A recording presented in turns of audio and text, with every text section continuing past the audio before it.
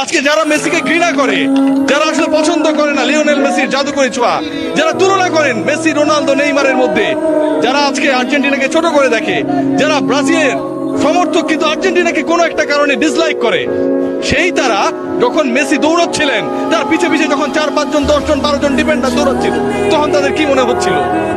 পিছে পিছে দৌড়ায়, ধরতে পারে না, আগে পরে সামনে বিভিন্ন জায়গায় যায়, বল আটকাতে পারে না।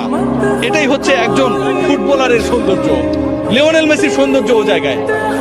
একজন ফুটবলার একটা দলকে, একজন ফুটবলার কোটি কোটি মানুষের স্বপ্নকে তার ছোট কাঁধে কিভাবে ক্যারি করেন সেটা আমরা দেখেছি। যারা অস্বীকার করবেন তারা ফুটবলটা বোঝেন না। হয়তো আমাকে মূর্খ বলতে পারেন, সত্যিই তাই।